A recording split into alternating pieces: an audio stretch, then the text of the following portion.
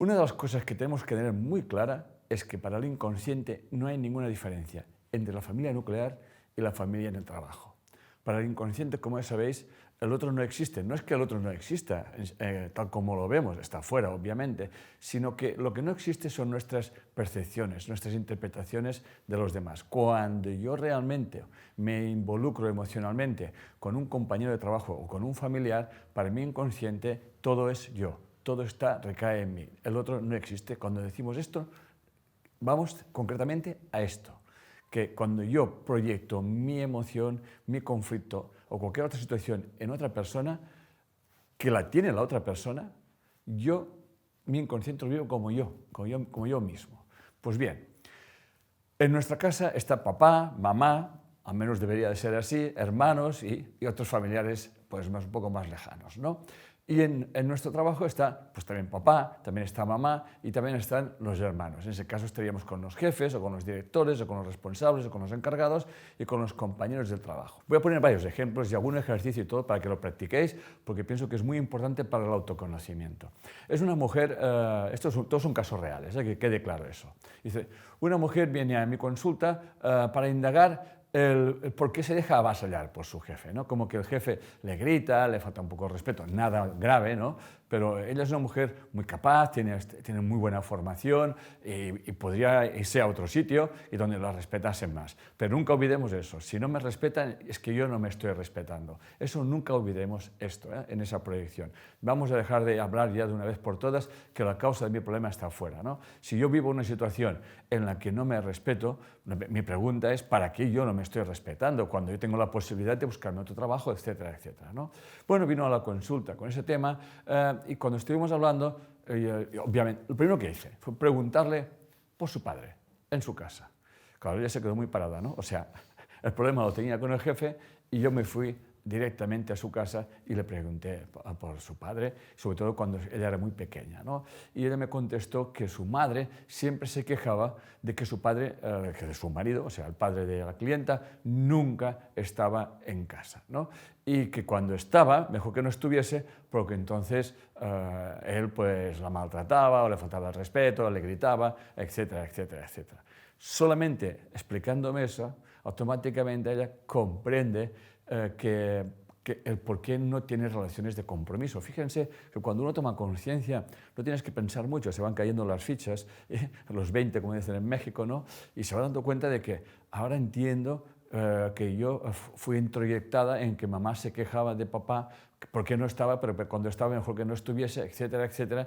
Y por eso ella, cuando tiene relaciones, pero cuando tiene que llegar a un punto de compromiso, realmente pues, lo rompe por una excusa o la otra, ¿no? Una de las cosas que realmente ella tomó conciencia y le cayeron 2 lágrimas fue cuando vio que ella estaba aguantando, vamos a llamarle los gritos, los malos tratos, tampoco era nada grave, de su jefe, porque para su inconsciente el jefe es igual al padre. Y ese estrés de falta de padre es como que había encontrado al padre. Y me imagino que no solamente porque era el jefe, sino porque tendría que haber algún parecido físico, etcétera, etcétera. Y yo he visto casos de que personas se han enamorado de chicos o de chicas porque la voz del chico o la chica se parecía a la de su madre o la de su padre, ¿no? O sencillamente por la forma de hacer las cosas, por la forma de hablar, etcétera, etcétera. Como podemos ver, esto es muy sutil, pero en el caso de nuestro trabajo, que es muy importante y que pasamos muchísimas horas, a veces, antes de quejarme del jefe o quejarme de mi compañero o de molestarme con cualquier miembro de la empresa, uno tiene que tomar una reflexión y darse cuenta de qué realmente me está molestando de esta situación y aquí es donde realmente vamos a indagar y a conocernos a nosotros mismos. Y una manera de hacerlo es obviamente irnos a nuestra familia, porque al final están los personajes que son equivalentes uno al otro, ¿no? Veamos, otro ejemplo, ya he dicho que iba a poner varios, porque al final con los ejemplos queda mucho más claro, ¿no? Es una mujer joven que se queja de que su compañera de trabajo se distrae mucho. Llega tarde del trabajo y además fuma, ¿no?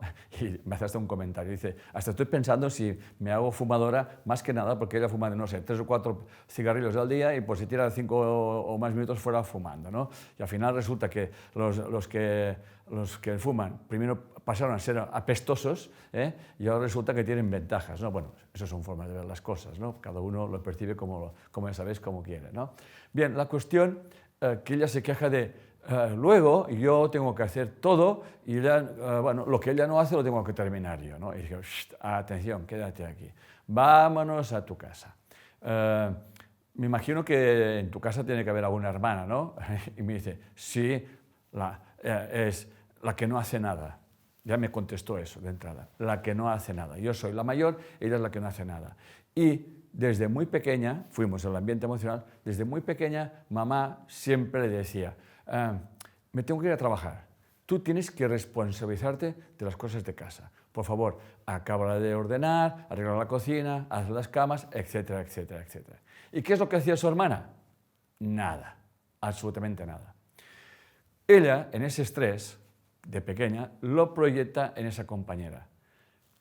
Nadie le dice que tenga que hacer el trabajo de ella, pero para que veáis hasta qué punto estamos programados en nuestro inconsciente, que esa creencia, esa creencia introyectada, esa hipnosis que la llamo yo, hacía que ella se preocupara por el trabajo que no estaba haciendo su compañera de trabajo, que por cierto también era más joven que ella. Como podéis ver, esos ejemplos van dejando muy claro hasta qué punto el estrés que cogemos en donde trabajamos, en la empresa donde estamos, tiene que ver muchísimo con el ambiente familiar.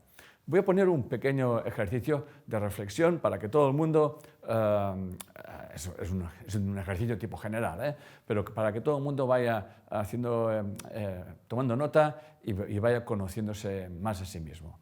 Bien, una pregunta típica, ¿qué es lo que más te molesta de tu jefe? Eso fue un ejercicio que puse en un seminario, ¿no? ¿Qué es lo que más te molesta de tu jefe? Pero tú lo puedes hacer en tu casa. ¿Qué es lo que más te molesta de tu jefe? Repito. Y ella me contesta, se le olvida todo.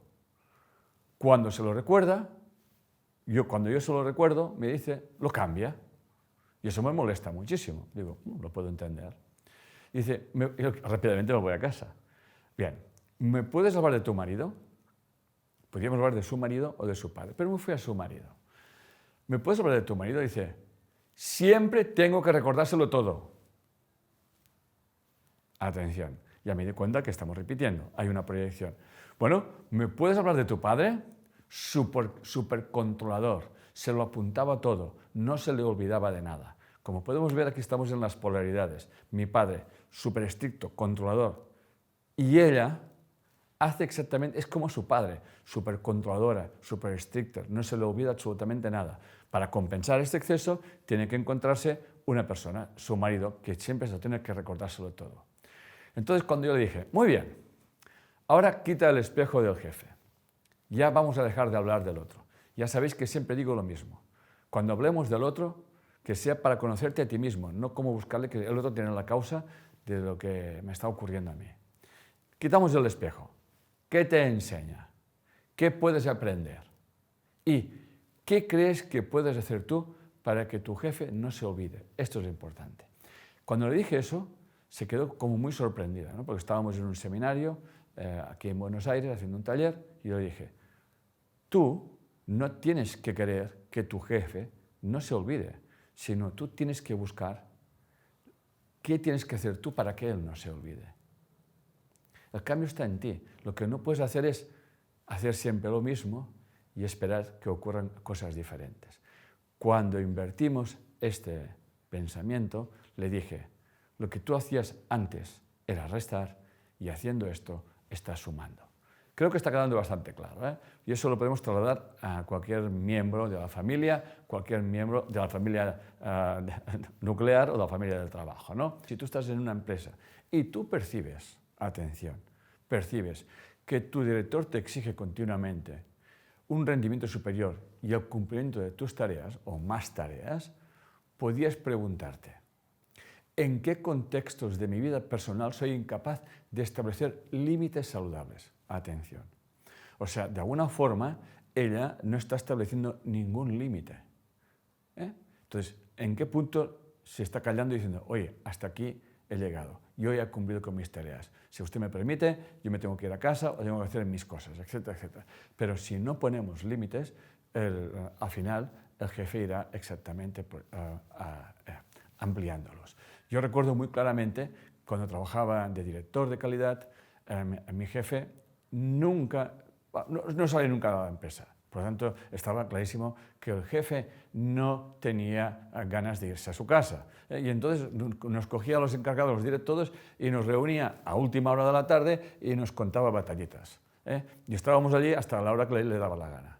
Pues, esto es un ejemplo clarísimo de que yo allí un día me planteé y dije, perdone, pero yo me tengo que ir a mi casa, que tengo cosas que hacer.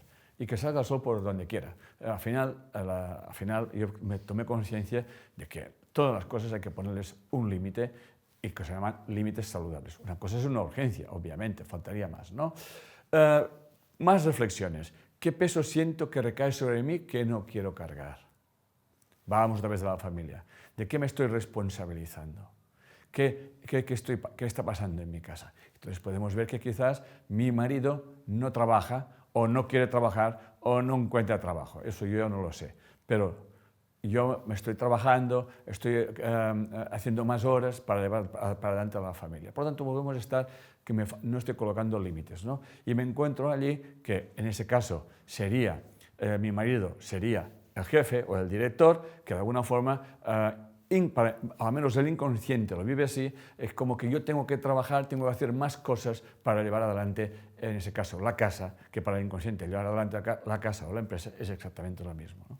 Y también, ¿con qué persona de tu infancia daba igual cuando hicieses? O sea, que hicieras lo que hicieras, nunca hacías lo suficiente. ¿Cuántas madres yo he visto que chicas muy exigentes, muy estrictas y muy perfeccionistas, porque cuando llegaban a casa su mamá o su papá les decía, ¿sabes tú, las notas? Has sacado un 8, puedes hacer más, puedes hacer más, puedes hacer más, puedes hacer más.